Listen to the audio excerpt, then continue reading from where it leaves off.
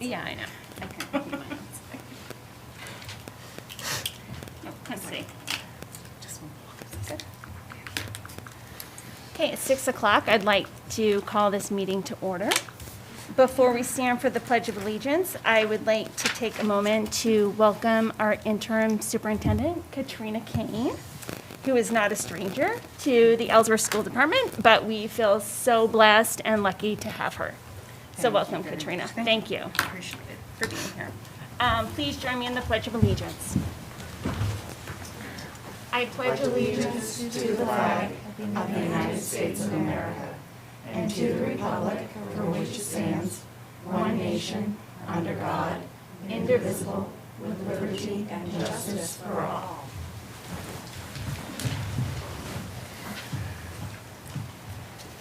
Thank you. Do we have any adjustments to the agenda? I do not. Nope, not really do.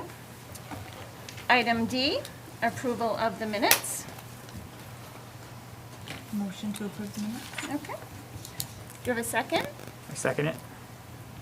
Any discussion? All those in favor? Thank you all. Any communications or correspondence? Mrs. Kane? Yes, I have several, actually. Did you bring your tissues? Did you get them out? It's that time of year when we do start hearing from staff that are moving on, and while we're happy for them, it's always a loss for us. So first off tonight, Janet Higgins, who is a teacher here in grade 6, but has been with the Ellsworth School Department for 34 years of teaching, 37 total years of teaching, which is a long time. So congratulations to Janet, very happy for her, but we do have her resignation that this will be her last year as she is able to step into retirement. Following that, we have a resignation from Patty Pelletier, also from the middle level, and she has spent all of her 20 years of teaching at EEMS from 2002 until now. And so she will be also retiring, and so again, very happy for her, but lots of transitions for us at the middle school level. Chuck Turnbull is retiring at the end of March 31st, and he wanted to make sure that I expressed his thanks for the many opportunities that he's experienced while working here for the school department. He's done an outstanding job as our directors of facilities and maintenance, and so we will need to work hard to find a way to fill some big shoes. So congratulations to him. A resignation from Atticus Deeney. He will not be able to be back this spring for outdoor track, and so we wish him all the best. Jacob Hackett is resigning as varsity softball coach effective immediately, and wishes everyone continued good success this spring. Michael Holson in the IT department has moved on to work with another organization, and so we wish him all the best as well. Deanna Leathers, who has been a bookkeeper for us at Ellsworth Elementary Middle School, has tendered her resignation, and again, we appreciate the work that she has done at EEMS and wish her all the best in her future endeavors. And finally, David McDevitt, bus driver, has tendered his resignation, and he was finished at the end of December. So best of wishes to him as well. So kind of a long pile, but again, 'tis the season. Yeah, so. it is the season. So. Thank you. You're welcome. Okay, moving on. Item F, administrative board reports. I know we have some administrators who are not able to be here tonight. So Mr. Clifford, you want to start us off?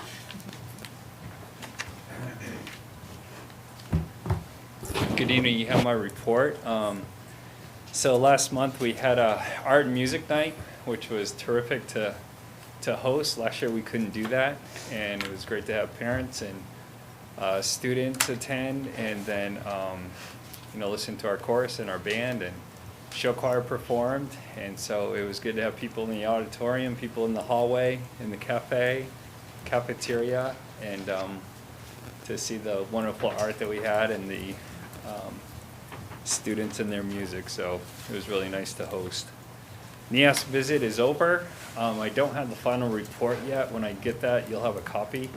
And, their report out to faculty and staff was very positive, and they really liked a lot of things that we do.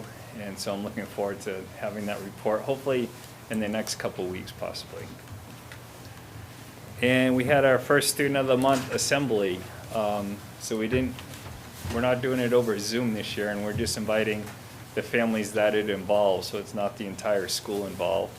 And so then we have about, around 20 people, 25 people in the auditorium spread out, and that went very well. So, but I just want to congratulate, for Student of the Month, for September was Ellie Kane. For October, it was Darren Easler. For VPA Student of the Month, in September, it was Sophia Rumsey. In October was Alicia Havey.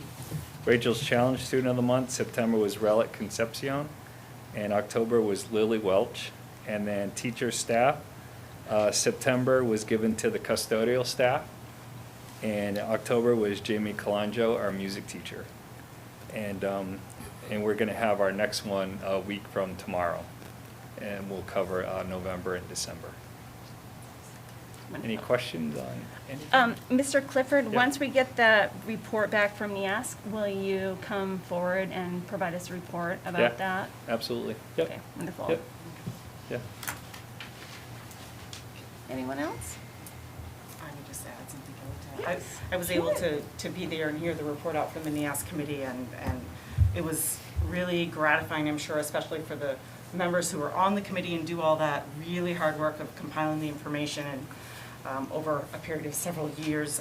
But they were very complimentary of our high school and of the work that the staff had done and of the student body as well. I'm very appreciative for how welcoming we were, and had a lot of good things to say, and some great pieces of information for us going forward and growing as we always like to do. So, and it was also really nice to see the custodians recognized. Yeah. Yes, That's great. absolutely. So, thank you. Thank you. Anyone else? Thank you. Thanks, Dan. Thank you, Mr. Clifford.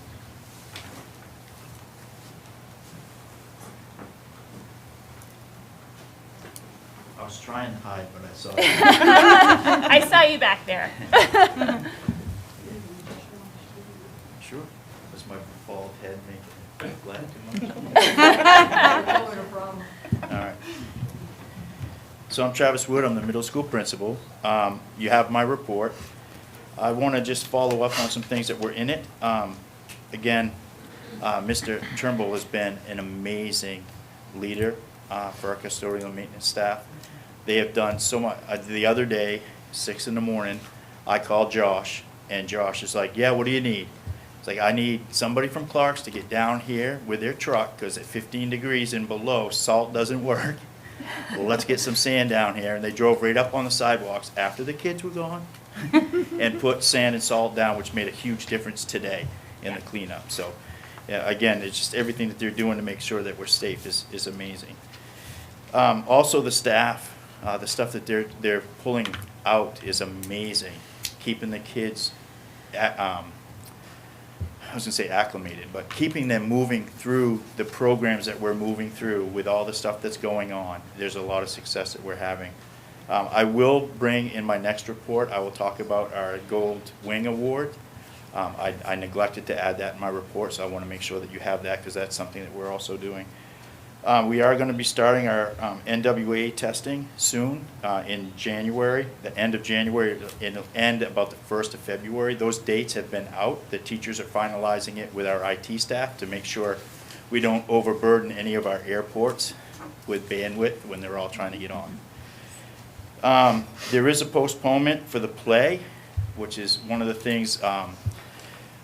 We've postponed it for 2 weeks. We don't have a date yet for it, but when the dates are announced, it will be a Thursday show at 7, a Friday show at 7, a Saturday at 1, and a Saturday at 4.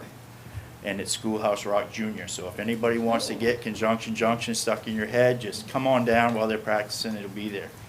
Or come to my house. My son's singing that song. Right, right. So Mr. Downs asked me if I could reiterate some of the things that we have. So I'm just going to talk about the immediate openings we have for coaches. We have a chess coach opening, a wrestling coach, and unified basketball, which all of you that know me know that that was one of the first things as an AD I wanted to add to our school. And with the work of the board and volunteers, we were able to do that my first year here. So we're really looking forward to be able to do that, but we need to find somebody to coach. So that would be great. And you just reach out to Mr. Downs and he can let you know. I think that is it, because I have down here Schoolhouse Rock twice, because I want everybody to know the songs are addictive. Are there any questions for what I had for my report or what I've mentioned? I do just have a quick question. I know that originally, when the play was supposed to be this weekend, Yep. there wasn't a plan to pre-sell tickets. Is that something you guys have considered with the high numbers so that we know that we don't top the max capacity? Yeah, well, I believe, and I'm speaking out of turn here because I'm not the AD. Right. My belief is that Nick Yep. and Matt are working towards some kind of resolution on that. Okay. We know what the capacity will be. I believe it's already been measured. Yeah. I don't have those numbers with me, but the seats will be 3 feet apart, just like we did at the high school, except we don't have the theater. So when we set up chairs, the chairs will be 3 feet apart, and it'll be 3 feet back, another row. 3 And of feet course, that apart. number can change a little bit depending on which ones are families. Depending, well, it doesn't really change it, because No. even if you put 2 chairs together, I still have to go another 3 feet. Yeah. Do you know what I mean? So it takes, I mean, you may gain a foot over 12 feet that way, but Right. not enough to make another chair available. Okay. All Okay. right, awesome. That's good to know. I just think of how many kids are in the show, and if each one has 2 parents, 2 siblings, 2 Right. grandparents, an aunt and an uncle, Right. especially opening and closing could be Yeah. pretty Well, I packed. did pay a little extra money, and I got the live streaming rights. Awesome. Okay, so one of the things that we're talking about doing is also live streaming, probably Friday night rather than the first night. Friday night and then Saturday's end Awesome. are the 2 that we're planning on, I believe, live streaming. That would be But again, that's fantastic. Nick and Matt figuring that out. Okay. And I'll shoot an email to them, but if you guys need assistance in that at all, I could probably make myself available to help out if that was necessary. For the Okay, live yeah, stream. I would reach out to both Matt and Nick, yeah. Awesome. Thank you so much. Is that it? Wonderful. Thank you very much. This is not in your report, but, and I feel bad to just throw this on you, but I'm just wondering, do you know the numbers? Like, how many kids did you have absent today at EEMS? I'm just curious. Absent today? Yeah, or Oh, my. yesterday, or just, I'm just curious about our That new state? numbers. Yeah. I could actually pull it up and get those numbers to you, but Okay, that's we actually had, most of our kids, I believe, were here unless they were Okay, told that great. they couldn't be. Wonderful. I believe, today. Great. I mean, we're always gonna have absences. We have a couple of Yeah. kids that we haven't seen in a little bit, you know, that Yeah. kind of stuff, but yeah, I think it was close. Okay, great. I can pull that up and make sure you have those numbers, though. That's And wonderful. was that something you'd like me to add in my report? No, I was just wondering, I know this, we've gone through some times where we've had lots of kids being absent because of Right. COVID Right. and close contacts and things like that. I was just curious. Yeah, well, yeah. So we can get that information. Absolutely. Yeah, I sure. can get Yeah. that right to you, and you want me Absolutely. to just share it with the board? That would be wonderful. Okay, I can do that. Thank you. Yep, you're welcome. Thank you.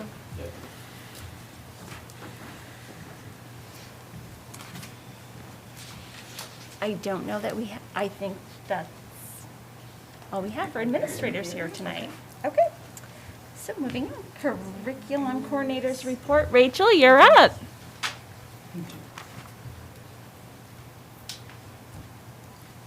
Looking for that mute I think button. she's on mute. Yeah. You're on mute, maybe? She can't unmute herself. Maybe Maybe Laura. Laura needs to unmute her. Ms. Jones to- Paul, do you want to maybe scoot over there? And Can we do it? And type it in the I chat. might be able to do it here. Can you unmute Rachel? He's trying. Hold on.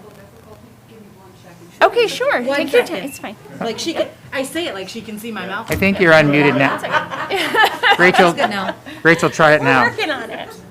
Right. Yep, Can you hear me now? yep. Oh, yes, we can. Hi, everyone. let's try that again. Hello. Hi. Nice to see you all.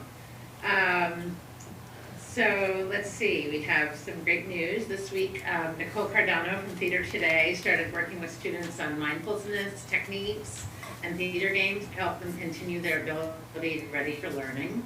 Her strategies tie into Marilee Springer's book, Social Emotional Learning in the Brain, one of the professional texts that each of the teachers received at the beginning of the school year to help support students with the support they need, that maybe they need from experiencing some of the trauma from the beginning of the pandemic. And her work is supported by a Title IV grant that we applied for from the state. We had, in an effort to have new materials for K-8 math teachers to start with next year, samples of several new math programs have been ordered this week, and they'll be arriving in the next couple of weeks. And a process by which all math teachers will have an opportunity to compare the programs with a common rigorous rubric will start shortly. There will be an email going out this evening, actually, that to all math teachers in the elementary and middle school, asking them to complete a form if they want to about any programs that they've heard of from their colleagues throughout the country, any of their friends that they might be interested in us looking at. Because a lot of times, you know, you talk to your friends and in other schools that they've heard are great programs, and we want to make sure that we're including those to review. And also anything that the teachers are most care about in math programs.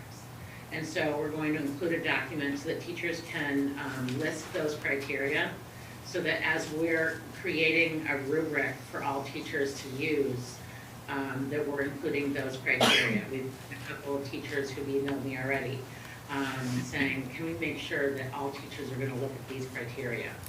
I wanted to let you all know, and I will be including this in the email to the teachers, that we are vetting different programs using a tool called edreports.org.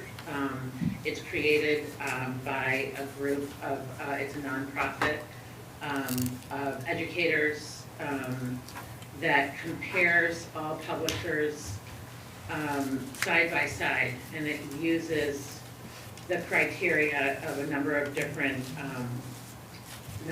domains that include focus and coherence, rigor and mathematical practices, alignment with standards, and general usability of the math book. So it tries to look at all those different pieces of math materials. And what we're doing is we're combing through, and Debbie Richards is my partner in this process, and we're combing through all the different math materials that are out there. What they do is they take every set and they look at all the different years and iterations of those sets, and they give them scores. And we're picking only the ones that are that have the highest scores on every one of those domains. And so we want all teachers to give us the names of things that they've heard of, and then we're going into this tool to search and see if those products that people are interested in are having high scores in all of those domains. And we want to provide that tool. It's public, anyone can go look at it. So that we can see that we're picking the highest quality tools in all of those domains, and then we're calling the publishers and getting samples in all the different grades so that all the teachers that are going to be using these tools can look at the samples. We're going to use a rubric across all of the grade levels for teachers to look at them, to be able to try them in the classrooms, and then compare them across.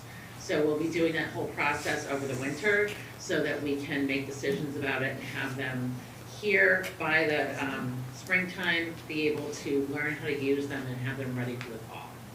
So I wanted you to be aware of that process, and that's where we're at right now.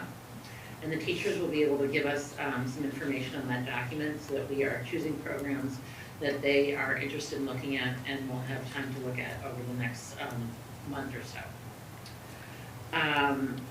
The assessment schedule, as Travis mentioned, the NUIA winter testing window starts next week. It'll be open from January 18th to February 10th. Additionally, the NAEP testing will begin. That's in 4th grade. Our assistant principal at EMS, Scott Belargian, is now our NAEP task coordinator, and we thank him for taking on this responsibility. An exciting program at EHS that I think I may have mentioned in the past, but wanted to talk about a little bit at the high school is peer coaching. And that's supervised by Debbie Richards, our instructional coach, and it's underway. Lindsay Corson is our lead coach, and she's working to pair coaches up with teachers depending on what their needs are. And she is there. I can't see her on the corner. She is. And she had said that she was hoping to make it tonight, so, I can't see around the corner, but hi, Lindsay. And this is the best professional development, she has said, because both the coach and the coachee learn from this experience. It's building capacity in the district and increasing learning while fostering collegial relationships. The coaches have already begun or will start to before February 4th. We still have a few coaches who are not paired up, so Lindsay's looking for any other teachers to volunteer to go through a cycle with one of the coaches who are already in the program.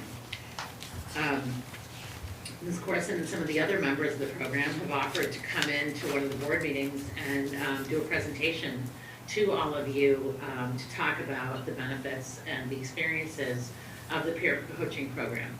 So I'm excited to have them come talk to you about that for one of the presentations coming up in the spring, because it's been very exciting. It is also, this is a program that is funded by our Title II program that we've applied to through the DOE. That is my report. Do you have any questions? I do not, thank you. Does anyone else have questions? Yeah, I'm looking forward to hearing more about a presentation in the spring about peer coaching, because I'd love to learn more about how it works. And thank you, Mrs. Corson, for coming tonight. Yes. Thanks, Rachel. Thank you, Rachel. Okay, moving on. Item 3, Superintendent's report. Okay, so several things. I would be remiss tonight if I didn't start by saying that I worked with Superintendent Higgins for many years. We have a very successful collaboration between the Hancock and Lemoyne School Departments and the Ellsworth School Department, and that has been in place since withdrawal in 2014. And I have a great deal of respect for the work that he did to get the ESD up and running. Having done the same thing in a couple other districts, I know just how much is involved in that. It's no small task for sure, but definitely worthwhile work. And I just have a tremendous deal of respect for him and the work that he's done, and I wish him only the best in his future endeavors. And I say that as a parent as well, having kids come through the school system, very proud of the experiences they've had in the Ellsworth School Department, and that's due in part to his leadership and the work with the staff that are here. So, best of wishes to him. In terms of transition, I am continuing my work with Hancock and Lemoyne, and so a bit of a juggling act here. Obviously, there's no possible way that I can begin to fill the shoes of what a full-time superintendent was doing here in the Ellsworth School Department, on top of that during a pandemic, no less. However, those of you who know me know that the Ellsworth School District is near and dear to my heart, and I'm happy to help however I can. I'm pleased to be able to help in that if anything, it provides a little less transition for an already stressed school system and staff due to the pandemic, as you all are well aware and have experienced it yourselves as board members. It's the less transition, obviously, that you can have in any district, I think people would say right now is helpful. And so, while all will not be perfect, I've been around to the schools, and it's nice to reconnect with folks, and I've just let them know, I'm here. I'll help you with whatever I can, and you might have to wait a little bit to get into, to meet with me or what have you. But they've been really wonderful, and along those lines, we're so blessed here to have such a wonderful, caring, and supportive group of educators, support staff, everyone, whether it's bus driver, central office staff, what folks have been doing to be supportive and just go the extra mile and support everyone to keep kids in school and do the best they can is really wonderful to see. And again, I say that as a parent and as your interim. So it makes me proud to see the things that they've done. I know they're doing all that they can. And so it's noticed, it's appreciated, and of course, you know, one of the biggest things we can do is let people know that we appreciate them. You know, that goes a long way, just some support. And so they are appreciated. If you haven't heard that today, tuck that away in your pocket. We appreciate all that you do, and just keep on, and hopefully we will be out of this sooner rather than later, because certainly I don't know anyone who's enjoying a pandemic. Thank That's it. you. You're Thank welcome. you very much. I think we're all ready to be over this. Yes. For sure. I forgot something. Oh. I made a note, sorry about that. That's okay. I thank you for changing the meetings to the second Thursday of each month. I have Hancock and Lloyd the first and second Tuesdays of each month, and so I definitely can't be in two places at one time. And so I appreciate that. I'm sorry to folks for the change, but it'll just be for the short term until you move forward and have someone full-time in place. So thank you. Thank you, Katrina. Okay, moving on. Item G, committee reports. Do we have anything for HCTC? I know I've been meeting with the, I was newly appointed to the HCTC Advisory Board, so today I had my second of what our monthly meetings, and Katrina was at that meeting. Yes. Yeah. Very positive. It was. It was a very positive meeting. Yeah, Amy reported on the MELMAC grants, which are in, they're taking kids to college visits in person now. That's in her report, which you have in your Yeah. folder. But no, things are going well at HCTC. She did talk about some of the emotional problems that kids are having because of pandemic, and they've been offering great support for those kids as needed, and but that's taking more staff time from their guidance counselor, but they're doing what they can. And but there's a lot of good things happening. They're planning on doing Skills USA this year in person. They're going to do some changes to it, so there will be parts of it that will be presentations that will be streamed, but and like the opening ceremony. But the kids are going to be in person doing the things, and it's going to be stretched out a little bit more and give everyone more space. But that's exciting for those of those people in the public who have followed Skills USA in the past. It's really and HCTC has done an amazing job at Skills, especially in recent years. They've won more awards than than a lot of other schools in our state, and some years they've won the most. So it's nice to be able to get back and do that. So look forward. I'm sure there'll be some fundraisers about that coming up. Yeah, exciting, very exciting. Thank you, Paul. Thanks, Paul. Curriculum, Abby or Tara, can either of you report out? I think she has to be unmuted by someone. Yep. Oh, Paul, do you have that power? I don't know. I don't think I do. Yeah, we're trying.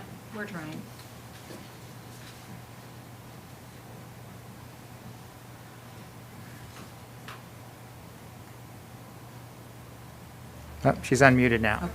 There we go. You're good.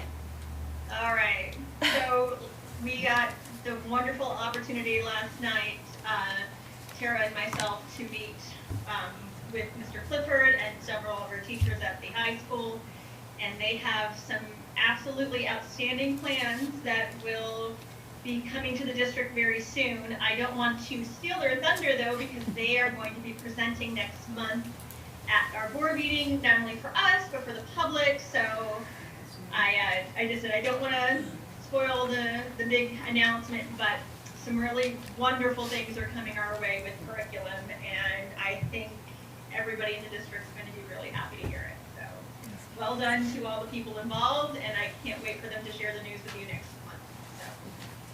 So, thank you. Has policy met? I don't believe they have.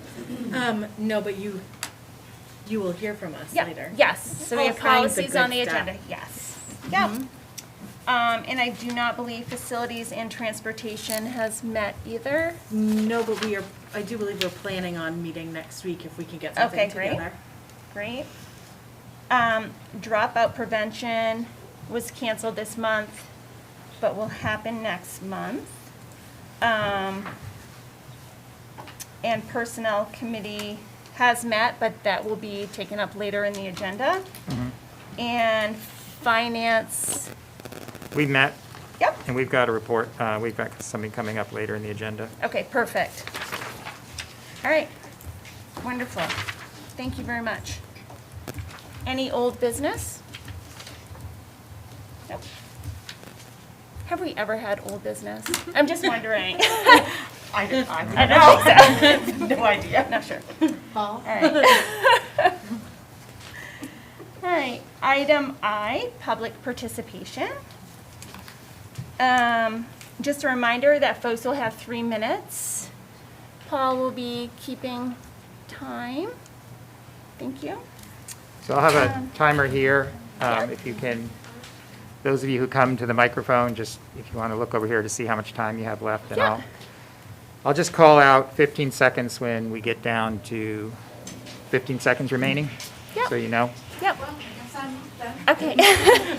okay. Board members and Katrina and Mrs. Kane, thank you for having us.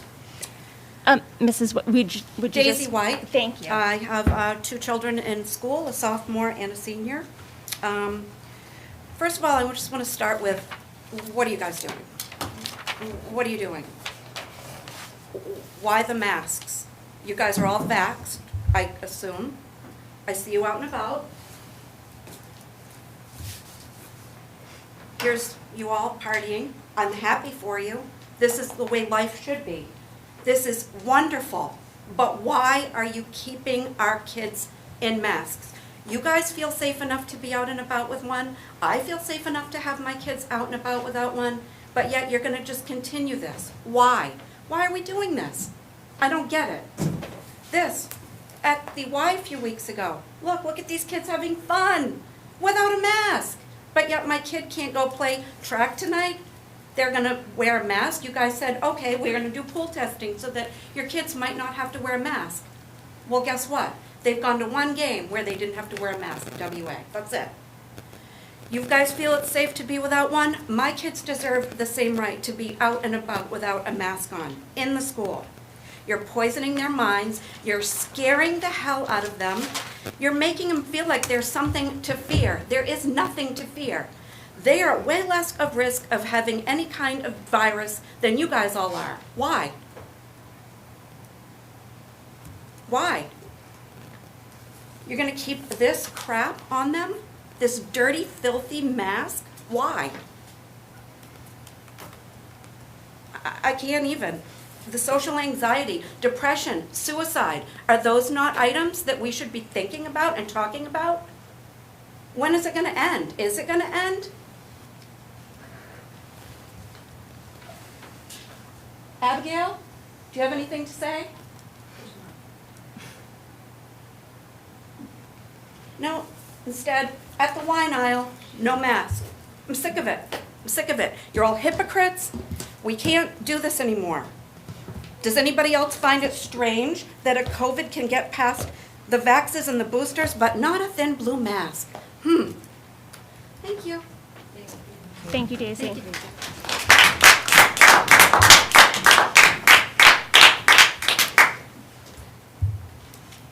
Anyone else?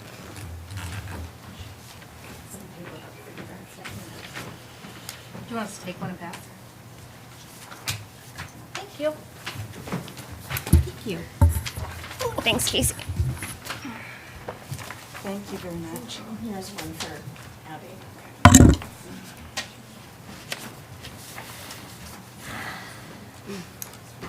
Good evening. I am Casey Hardwick, and I have one child currently attending the high school as a junior, and not one of his years thus far has been normal or typical.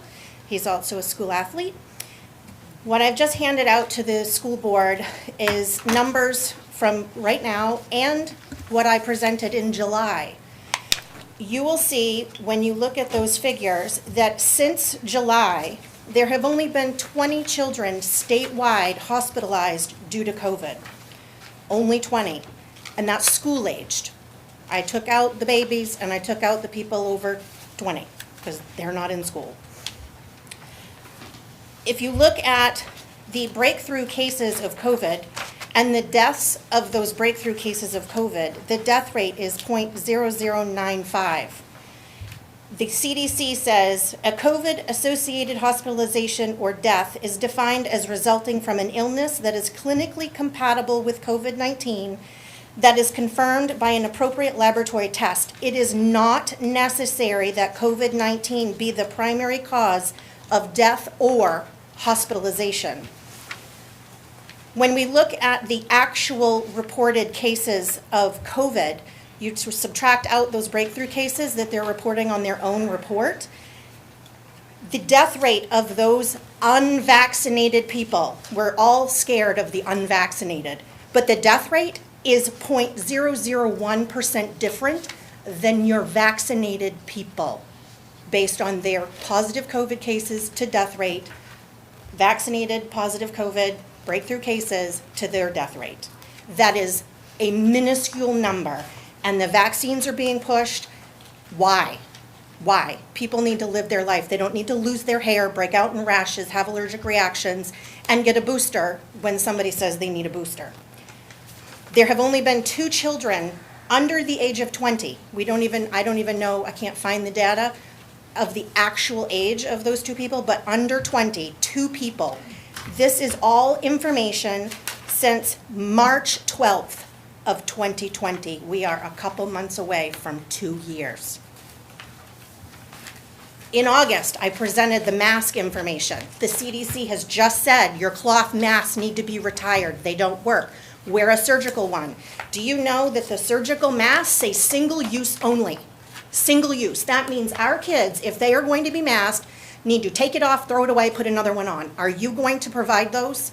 I think it's time for our school board to push back on the Department of Education. 15 seconds remaining. I understand why we have a mask mandate, simply to keep our kids in school at this time. It will allow you to not contract trace any further. I think that's great. Push back on the state. It's time to change. Thank you, Casey. Anyone else?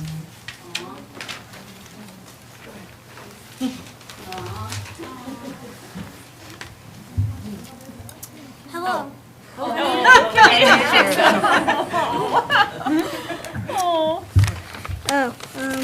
Hello, my name is Justin. I am 9 years old in 4th grade. For over 2 years, you guys have made me wear a mask, even though they don't work. I can't see my friends' smiles. I can't see my teacher's smiles. Why do I have to wear a mask? But you guys don't. That does not seem fair. The masks are dirty and germy. The masks make me dizzy. The masks make my head hurt.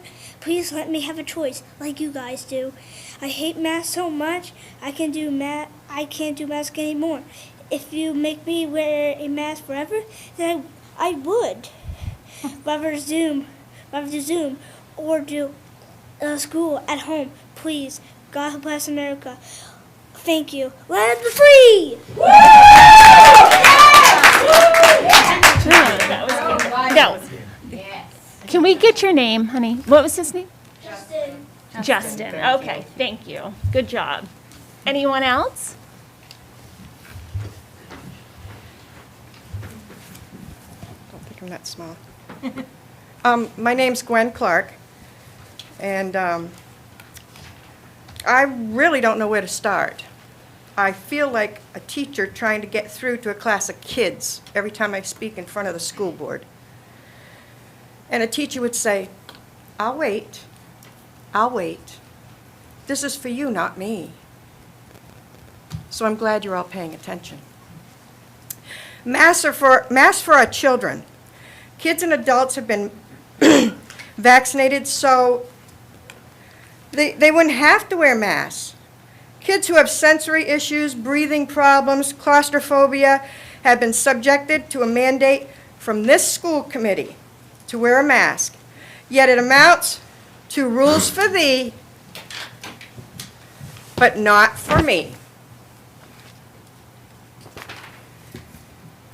While our school board socializes, they can live with their decision for our children to wear masks while they learn and participate in social activities. I have always said, follow the money. Greed is a horrible thing. In following the money, our school board has made a deal with the devil by using our kids to pay the price. The ESSER Fund, and I found it. Here's a fun fact. Ellsworth schools have received $4 million in ESSER 1, $16 million in ESSER 2. They've got to use it by June 30th, 1923. How long are you going to keep our kids in mass?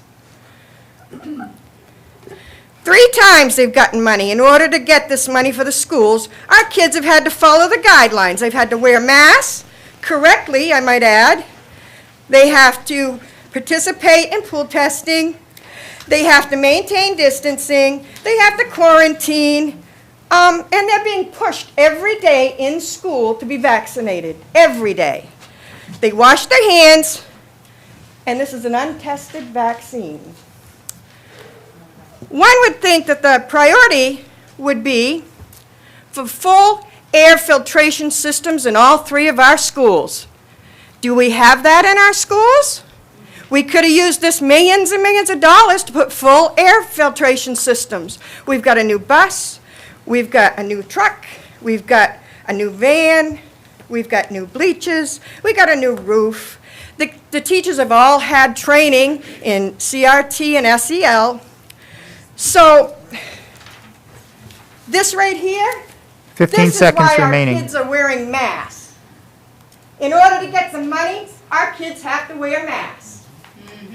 Now, with that being said, I am FOIA requesting all information concerning what, how much, who to, for all, Gwen, for your services time is up. I'm purchased sorry. with ESSER funds by Ellsworth schools, and this is a FOIA request, and it's a verbal one. You got that, Christina? I got it, thank you, yes. Thank you. You got 5 days to respond. Thank you, Gwen. Is there anyone else? And I would like to make sure that she is paying attention, because I'm noticing a lot of phone looking at while people are speaking, and it would be nice if she would be paying attention, because last time she wasn't paying attention. I'll wait. Thank you. And I will wait, and I will, and please tell me if she's not. Thank you. Thank you, Crush. Good evening. My name is Sarah, and I'm here to ask you to make masking optional for the children and the teachers. The Ellsworth community did a vote before school started. We voted on whether we wanted mandated or optional masking, and the community voted overwhelming for optional, but the school board went against the majority of the community. The school board then said with the high COVID numbers that parents were no longer allowed in the schools, so no more in-person parent-teacher conferences, no getting to see our children's classrooms or attend plays or Christmas concerts for over 2 years. For over 2 years, I haven't been able to see my kids' classroom or kids' plays. We have been deprived the best years of our children's lives by being kept away from cheering on our kids at wrestling matches, basketball games, you name it, we've been shut out. Miss Kelly McKinney, Elizabeth Altieri, and Abby Miller vote over and over to keep our children suffocated by force. Years have gone by. Miss Miller, please pay attention. Years have gone by and the end seems to never come. I stayed silent until I started receiving messages of photos of all the board members living their best lives to the fullest. That's what I get. This is the respect I get. The fullest, going out in very large groups with all their families and their children attending large events maskless. I thought, well, that's weird, because Miss McKinney and her husband came to a school board meeting about making masks optional and was telling the people who wanted optional masks that people were on vents because of non-mask wearers. but then hypocritically threw a huge holiday party in their home with over 20 people, including school board members, Miss Altieri, Miss Abigail Miller, all cheek to cheek. Not one was photographed with a mask on. So if they are saying that mask works and vaccines are the answer, then why are they not doing as they preach? It seems unfair to make others do it, but you guys do not use them when you're in large crowd. CDC, CNN, and Fauci have now all said that cloth masks are ineffective and people have now had years to get vaxxed and boosted. Time for the community to take a deeper look into what's really happening, and what's really happening is they are receiving COVID cash to comply, and to receive this money, we have to comply with the mandated masking. This obviously has nothing to do with the safety or the millions that they got, or they would have bought a top-of-the-line air filtration system. The N95s should have been distributed for the whole school, but we've been buying our own. And we know that they are worthless once they get moist. The school board knows this. That's why these ladies on the school board only wear them while in front of these cameras at these meetings. People are seeing your hypocritical conduct, and it makes you look untrustworthy. You can say that you want all you want about this being about the safety of our kids, but we all know that you are lying as you do not use them in your real lives with your kids. I am living in the twilight zone where the school board tells you that masks protect you, but they deny their very own science by not wearing 15 them seconds anywhere remaining. but here. Janet Mills said that we are among the majority of the states which allow school districts to make their own policies related to mask wearing. We don't answer to the CDC, and you answer to the community, and the community voted to stop for Thank you, optional sir. masking. So please stop with the charades. It's time that we start listening to Janet Mills. Janet Mills recommends Thank you, Sarah. masks are recommended but not required.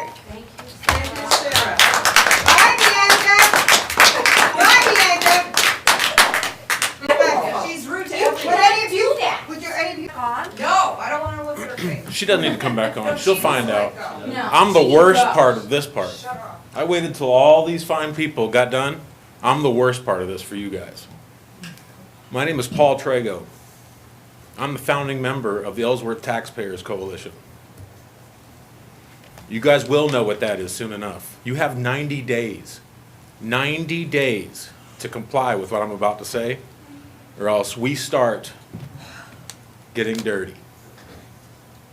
This is uncalled for. What you're doing to these children is abuse. Double masking. Teaching critical race theory in these schools is not what us taxpayers want. Do you get that? I have a good chunk of Hancock County that understands this and goes along with it. Test me. We are not the type to commit bodily harm, but we can make damn sure that you can't walk anywhere in Ellsworth without ridicule. Do you understand me? You have 90 days to come up with tested, peer-reviewed proof that masks work on children. You also have 90 days to come up with proof that you are not mentally damaging these children with what you are doing. Yep. We are done. You have awakened a sleeping giant in this community. How would you like it? And I hope to hell you are not laughing. Yeah, she is. Because I'm going to tell you something right now. Every one of you are in trouble. Excuse me, Mr. Trago. I feel like you are being threatening. And I'm not threatening bodily harm. I'm threatening this woman and all the rest of you with legal problems. Do you understand? You're going to have legal problems. That's okay. That's fine. Yeah, she's all back. You're back on now. No. Huh? Bye. Welcome. Bye. My name is Paul Trago. Bye, Bianca. Get used to my face. I think we Bye, need to take a Bianca. recess. Get used to my face. Take a recess. You got it? I don't need the 3 minutes. Give it to somebody else here. You'll know who I am. Thank you. Try not paying taxes for 6 months. A lot of us own businesses. Are there any other public comments? I'm only going to take 30 seconds. Can you please state your name? My name is Terry Blackadar. I'm a registered nurse. I've been a nurse for 30 years. Many of you have been in education that long. I want to talk about carbon dioxide. You all know what that is? It's what you exhale. It's poison. If you wear a mask or if you sleep, let's say, with the blankets over your head, research shows that you have increased in early onset Alzheimer's disease, which is epidemic. What are we doing? All day long, wearing masks, you're breathing in your own germs, your own poison, all day long. It's not normal. Our immune systems are designed to fight. Now, there are times when masks are appropriate. I agree. I've been a nurse. I've worn them, but never all day until the last 2 years. Thank you. Thank you. We're going to start a class called Common Sense before long. Are there any other comments? Oh, one more. I'm Abigail. I'm a 16-year-old junior at Ellsworth High School. Abigail, can you state your last name, hon? Young. Abigail, thank you. I don't know. I have worn a mask every day. I have worn it correctly. I am not dead. I am not sick. I don't see anything wrong with that. I'm sorry if you feel that we are all going to die if we wear masks, but we're not. None of us have died from wearing masks yet. But it's your choice. It's your choice. Or is it? You don't need to engage, honey. Thank you. Thank Thank you. Thank you. Any other comments? Thank you. Seeing none, we are going to move on to new business.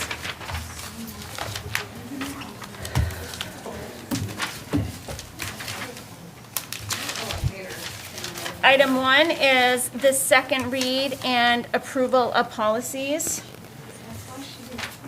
So back in October, we had the first read of the following policies. BCB, conflict of interest. BCC, nepotism. BHC, school board communication with staff. GB, workplace bullying. IHBAC, child find. JLCD, administration of medication to students. And KDA, public information program. Of course. I'm looking for a motion to approve the following policies for second read. However, I would ask that folks do not include JLCD, as I feel this needs to go back to administrators for some more input. Yes, we had planned on having a meeting together with the school nurses to kind of talk through stuff. And we didn't get the opportunity to do that with a lot of things going on. So that's definitely something, a conversation we want to have before we move forward with that one. Okay, wonderful. Thank you, Beth. Do we have a motion? I will make a motion to approve the second read and adopt the following policies as presented and recommended by the Policy Committee: KDA, GB, BCC, BCB, BHC, IHBAC. Second? I second that. Thank you, Paul. Any discussion? All those in favor? And you'll have to, if someone online is voting, you'll have to call the roll. Oh, She's vote. she just raised her hand. Do I need to do something? If they're online, yes. If they're. So she has to be unmuted. She needs to unmute and. Oh, okay. Abby, can you please unmute and say aye? I don't think, she can't unmute. It has to be Laura has to unmute. We'll wait just a minute for Laura.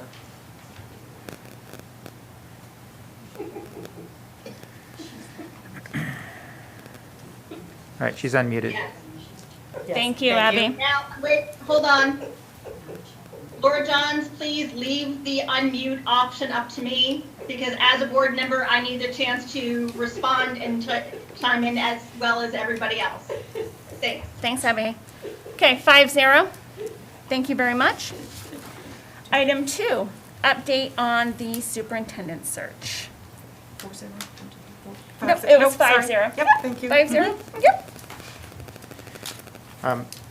So we don't have a lot to update at this time, but as I'm on the Personnel Committee along with Kelly, And we're going to be forming a screening committee soon and putting together a number of staff, including administrators and teachers, as well as the 2 members of the personnel committee. And we are likely going to find an outside party to come and assist us with this search, as we did 8 years ago when we had withdrawn from the RSU, and we had we hired somebody at that time to help us with that. So we're looking to put all those pieces in place, and we'll, I'm sure, have a further update at our next meeting. And community members? Yes, and community members as well. Oh, and We'd like to community have members, some yeah. Yep. some members of the community and some Yep. parents, some staff, administrators. Yep. Yeah, great, wonderful. Thank you, Mr. Marcosian. You're welcome. Update and consideration of new CDC COVID guidelines. Okay. Mrs. Kane. So we do have new guidelines that have been, or the guidelines have been updated, I should say. And so I'm just going to cover some of the changes that have been put in place with those guidelines, and additionally, some of the changes that we've made here. So initially, in terms of local changes, one of the things that we've been doing is sending out district-wide emergency notifications daily. And as you know, sometimes you get those 2 or 3 times a day. You know, it might be the end of the day we send out a notice, and then later in the day we have more information, and so sometimes those will come a couple times of the day. We have ended that particular protocol. I know parents have, thank you, you've gotten messages every single day for a long time. And then there are bus messages that come out and things of that nature. So rather than continue to do that, especially right now where we are definitely in the height of, there's all kinds of things here going on right now, the flu, all of it. We're updating the number of cases every day on the website. It's right on the Ellsworth School Department website. You can click a link, it'll open into a table, and later in the day, I think by 5 p.m., updates are posted in there as to any outbreaks. It would be the same as what you received over the emergency messenger, but the numbers are just right there. So if you do receive an emergency messenger notice, that means your child has been identified as a close contact. So instead of trying to call 50 or 60 people a day, sometimes literally, especially over the last few weeks, for hours and hours into the night, if you get an emergency message from the district, you'll know that's specifically to you that your child's been identified as a close contact. And of course, if you need further information, you can always call and ask, for additional information from the school administrators. I need to just look at my notes here to see what else goes along with that.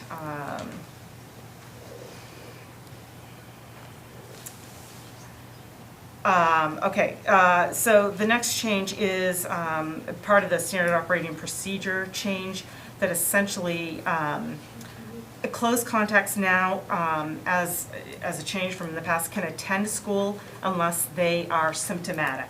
You have universal masking in place, and so unless they're symptomatic, they can attend school. And as you also know, because it's been widely discussed, the amount of time that they're required to be out now has changed from 10 days to 5.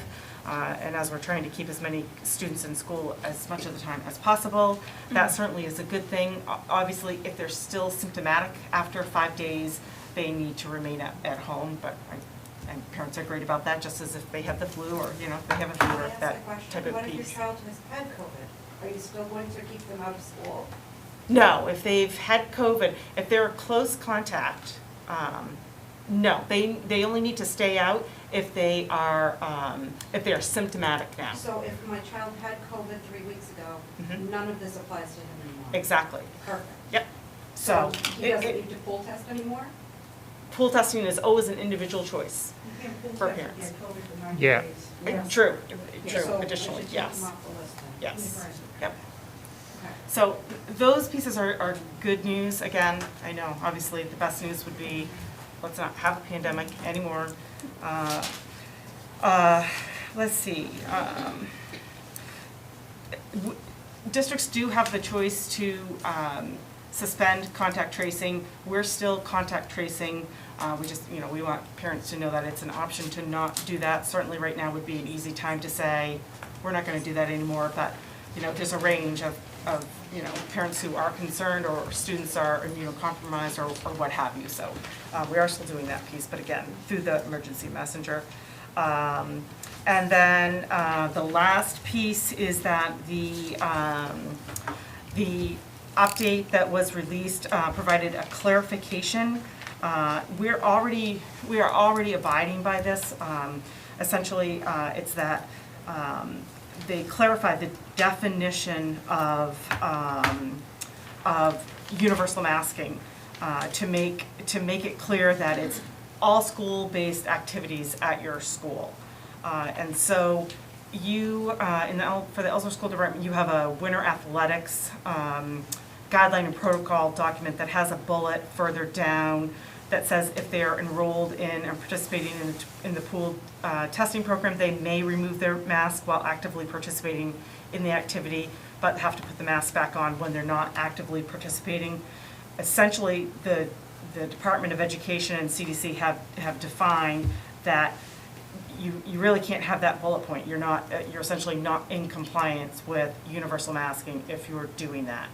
Having said that, especially where we've had, so much illness, around in especially the last few weeks or so, my understanding from the administrators and athletic directors is that we're already doing this. We're already following this, and for the most part, other than I think maybe one location, every district that we go to, that we travel to for sports or things like that, they're all requiring the same thing.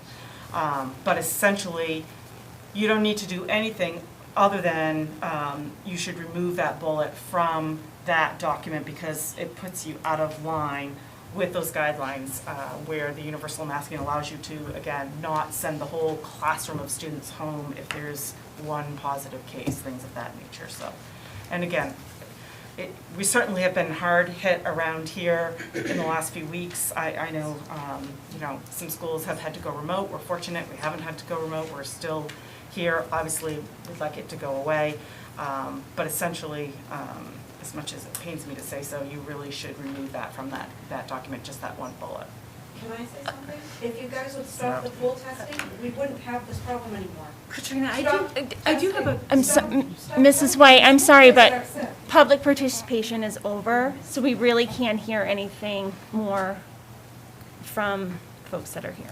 It's the board's business. Thanks.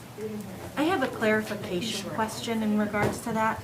So if they take off their mask during game play or practice, that puts us out of compliance during the school day, even though the people that they're around is Yes. different people? Yes. So that would put us back into, what would that change for us? If we were out of compliance with the Sure. masking policy, what would that change for us? Well, what it would change is that essentially you're not following what's universal masking, Right. what their universal masking definition is, and we actually, our school nurses, hats off to them, they did a really good job really pushing this and trying to get clarification to make sure that we were understanding correctly what they were saying, because obviously we wouldn't, we certainly don't want to make protocols any more challenging than they need be, but So it would this is change their. so the whole class of an exposure has to quarantine? Yes, yes. Not the whole team, but the whole class? Because, they're not unmasked in the classroom. That's Right. where my clarification comes from, because I understand if it's at sports and then the whole sports team has to quarantine because they've had their masks off together, but in the classroom, if they're masked, I just am confused Yes. on that. And where you have some students participating in pool testing, that may preclude that. I'm not sure. I would say it became clear to us as we were asking the question that this particular nuance hadn't necessarily been well vetted, and it's taken a little time to untangle exactly what that impact would be. But what's very clear is if I read their definition, and they sent this out as a clarification. Their definition of universal masking is a policy of requiring consistent and correct usage of well-fitting masks in indoor spaces for all students, faculty, staff, and visitors, and across all school-based and school-sponsored activities. That's that last piece makes it clear. Universal masking means basically, everything we're doing in the schools. Obviously, I know there are different rules now for outside and things of that nature, which is great. We're starting to see some flexibility there, but. Mrs. Kane, would you mind explaining to the public what is the benefit of universal masking for our schools? Like, I'll say the benefit according to, I'm not an expert, we'll never claim to be. I'm not talking about the medical piece or the health piece, just the DOE piece. Sure. How do we get to In keep terms our, of the SOP, yes, right? yes. The benefit for districts in terms of the SOP that you follow is that the universal masking allows you to keep more kids in school for longer periods of time. Because when they're universally masked, the contact tracing only occurs for places where they would be unmasked, which right now essentially would be in the lunchroom. Now even outside, they don't have to be universally masked outside on the playground and at recess, and there is no more, if there's an exposure outside, there is no more contact tracing or any of those pieces around that. So it would appear to me that we're moving in a direction, I would think probably of some changes in the spring for spring athletics as well, maybe. Fingers crossed. Yes. So, Fingers crossed. So, Katrina, okay, so let's just hypothetically speak here for a minute. If we did not have a universal masking policy and a single child in a classroom of 17 kids tested positive for COVID, what would be the protocol at that point for who would have to be sent home on quarantine? Oh, well. And let's just pretend we're Sure. ignoring pool testing and vaccination. We're just talking just Sure. just the classroom. Well, it's hard to just answer that because we can't just ignore pool testing and. Right, but I'm just trying to and like. vaccinations, because those students would not have to quarantine. So things have changed so much since the beginning of, when the universal masking was put in place. There weren't vaccines for kids below a certain age. And I do have one more clarification question that's in regards to the question that was asked by a member of the public just a few minutes ago. I'll give it my best answer. If someone has had COVID, they can technically test positive for 3 months so they don't get pool tested. Them not having to adhere to those quarantine rules, is that 90 days or is that moving forward?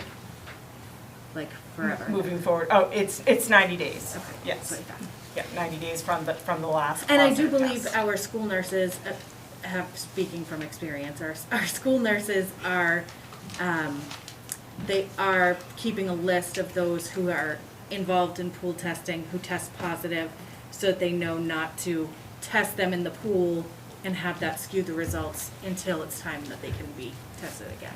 Yes, and, so on that point, as you can imagine, the challenges, as a district, you're not actively, saying, well, are you vaccinated, are you vaccinated? So, we don't track things like that. We have the piece around, obviously, the students that are in the pool testing for a variety of reasons, but it, certainly, I would say the nuance of districts now having the option to drop the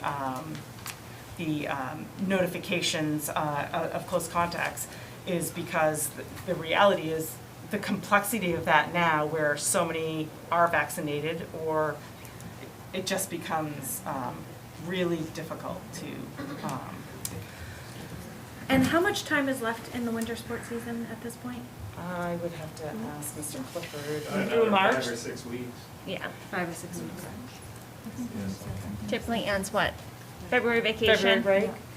Other than Well, regionals? then the week after for basketball, and then we have, indoor and, cheering games before that. But when you're looking at for basketball state championships, it's the first weekend in March. And since this clarification was sent out today, how long would we have to comply before we would have to start considering that we didn't have Now? Yeah. Yeah. And again, so, I'd say, good news, depending on, your school of thought on this, bad news for some, good news for some. The good news is, my understanding is, we're already doing this. And it didn't come as a directive from us because we had different information. We have students that were already essentially doing it the way that the guidelines are for either their personal reasons or health issues with family members or whatever, you know, I don't know, we don't ask. I don't believe that the transition will be a difficult one. And again, the goal is obviously for every district to get out of this as quickly as possible.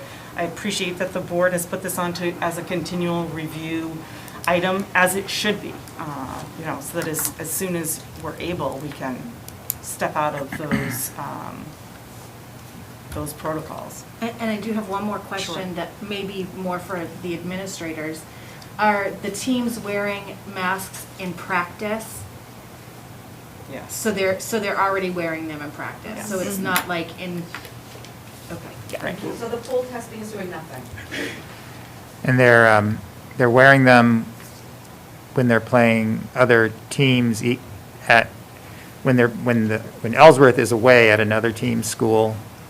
All the other schools, districts are requiring masking in those situations. And if they come to our school. Or if they come to our school as well, so. Yes, we follow, schools that come to our district follow our guidelines. If we go someplace else, we follow their guidelines. That includes not only whatever the masking policies are, but visitors, amount of visitors, those. So if we took action this evening Yeah, we would need to vote. to follow the clarified policy, SOP, it Yes. wouldn't really change anything in practice from what we've been doing. Exactly. Right, exactly. And I would, you know, I'd be remiss if I didn't add, in terms of pool testing, I'm sure you're all aware, you've heard, just as I have on the news, about the, you know, the shortages of materials and supplies, the delays. Really, the pool testing right now is most advantageous for students who aren't vaccinated, who might be exposed during lunch period when they're unmasked, and then you know, might have to quarantine because of a lunchroom exposure, which is essentially the only time, so. Or after school. So- What about the kids that are at the So we would grandfather? need a vote, and I Yes. believe the motion would be a motion to follow the current SOP. Yes, Okay, simple as that. all right. Do I have a motion, please? I'll make a motion to follow the current state SOP. Okay, I second that. all right. Any discussion? All those in favor? Can you make Abby say Abby. available? Oh, she's muted. Sorry. Again. I can see her saying, Yeah, you're good. You're good. All right. We are going to move on to item 4, discussion and consideration of Finance Committee's recommendation to enter into a contract with Tyler Technologies to host ADS Pro Fund. I know Mrs. Johns was going to speak on this, we're gonna step in. or Mr. McCosian, are you all set Yep. to start this conversation? Thank you. Yep, the Finance Committee met with Laura Johns, our technology coordinator, to discuss entering a contract with Tyler Cloud Security to help protect our financial services software and ensure there are no interruptions. Right now, the current system we have has some vulnerabilities, and it's also, I don't know if glitchy is the right word, but it doesn't work well across all the platforms that we have, you know, MacBooks and Chromebooks, and so it would work much more consistently and better for the users. When people are working from devices that are not in our school buildings, working from home, for example, there's some problems with the security aspect of that. With this program that we'd be entering into, it would take care of all those things. So it would function better and also keep our data more secure. And the Finance Committee, after hearing Laura's presentation on this, we voted to accept her recommendation, and we're bringing it to the board now to ask you to approve it. Thank you. Do I have a motion? A motion to enter into a contract with Tyler Technologies to host ADS Pro Fund as presented and recommended by the Finance Committee. Do you have a second? I'll second that. Thank you, Beth. Any discussion? All those in favor? Yes. Thank you very much. Thank you. All right, that brings us to item L, calendar and announcements. Our next school board workshop will be Tuesday, January 25th, here in council chambers at 6 o'clock. And our next school board meeting will be Thursday, February 10th, here in council chambers at 6 o'clock. Kelly, can I just Absolutely. add to that? So we changed this regular school board meeting to the second Thursday of the month. It used to be the second Tuesday. And as Katrina explained earlier, it's because she's at another school board meeting in another district on the second Tuesday of the month. So this will accommodate her schedule, and we plan on keeping it this way through the end of this current school year, after which we expect to be able to go back to having our regular meeting on the second Tuesday of the month, as we always have. Thank you. Thank you very much. Item N, adjournment. Having no further business, I move that we adjourn this meeting. Second. Any discussion? Having none? All those in favor? Thank you very much. We have the time. It looks like 17. 7:17. So can I ask that Abby Miller be removed for how she asked to act tonight? Because that was completely. Completely. Nope. Bye. Bye, Jonathan. Miss Smith, like, how do you know? Do you see that? No, look at her right now.